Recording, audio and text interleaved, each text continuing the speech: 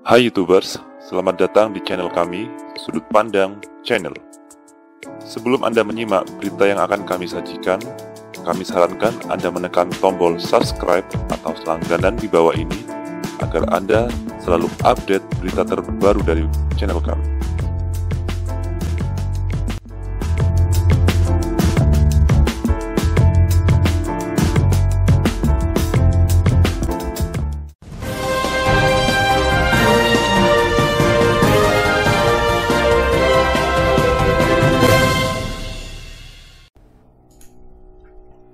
Adegan-adegan Jokowi difoto sendirian dengan para menteri yang tahu diri untuk mengambil jarak menjadi keseharian Jokowi sebagai presiden.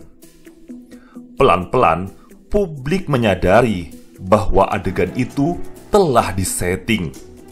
Puncaknya adalah kala ia difoto sedang berjalan sendirian di pantai Carita, usai pesisir barat Pulau Jawa itu dihantam tsunami. Ia melakukan adegan-adegan yang menjadi tontonan orang-orang, yang orang-orang itu sadar bahwa itu seperti syuting sinetron. Jokowi jongkok seolah merenung. Jokowi menuding ke laut seolah di sisinya ada orang lain yang diajak bicara. Jokowi menatap laut. Juru foto dan kamera pun segera cekrek-cekrek dan rolling. Benar-benar drama yang lebay.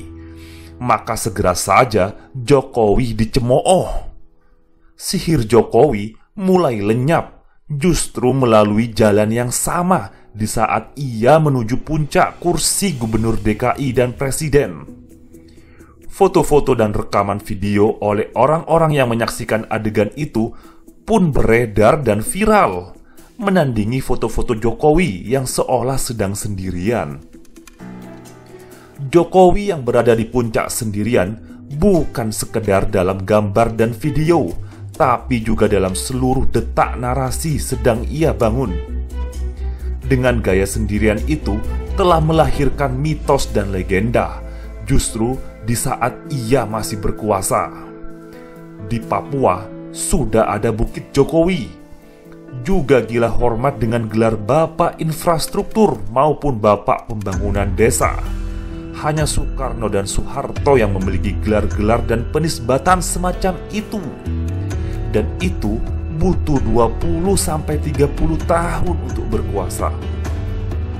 Tapi Jokowi tak ingin waktu selama itu dalam pembangunan jalan-jalan tol dan beragam proyek infrastruktur lainnya diklaim sebagai kerja Jokowi. Ada sindroma ingin seperti Soekarno yang melegenda dan menjulang sendirian. Tak boleh ada yang lain. Klaim tentang proyek Kali Ciliwung, klaim tentang pembangunan infrastruktur di Papua, dan sebagainya. Benar bahwa Jokowi berbuat banyak untuk infrastruktur, tapi mengabaikan kerja orang lain tentu tak patut dan tak etis. Puncaknya adalah klaim yang sedang runtuh dalam waktu singkat tentang pembangunan MRT di DKI Jakarta.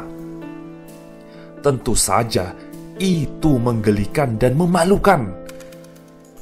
Jangankan orang yang besar pasak daripada tiang seperti Jokowi, orang yang benar-benar besar pun jika ingin dimitoskan dan dilegendakan akan membuat bangunan politik yang monopolitik. Dengan badannya yang krempeng, ia naik kuda dengan mahkota raja. Ya, mahkota raja ini menjadi ciri khasnya. Ia diberi banyak gelar oleh banyak suku dengan mengenakan mahkota raja. Raja dimanapun selalu tunggal, selalu monolitik. Karena itu tipis kritik. Maka kita menyaksikan kejamnya rezim Jokowi terhadap suara yang berbeda. Satu persatu kekuatan politik ditekuk. Ustadz, pengusaha, partai, media, kampus. Dengan cara itu, ia berharap semua seperti yang diskenariokan.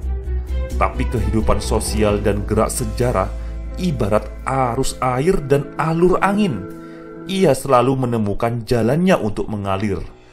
Ada celah akan bergemericik untuk mengikis. Ada bendungan akan terhimpun untuk kemudian tumpah saat penuh. Ada lubang akan menyembur untuk menyentor. Seperti orang yang sudah bosan dengan foto settingannya, publik pun mulai membuncah dengan politik tiang benderanya yang menjulang sendirian.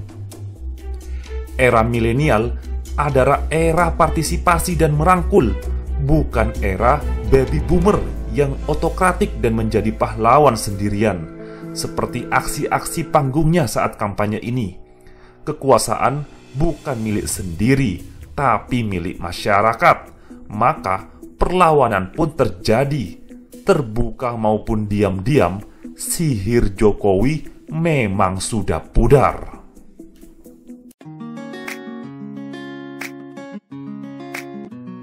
Demikianlah berita yang kami sampaikan. Jika Anda ingin update berita terbaru dari kami, silakan klik tombol subscribe atau langganan. Dan Anda boleh juga untuk men-share atau membagikan berita ini kepada teman-teman Anda yang lain. Terima kasih, sampai jumpa.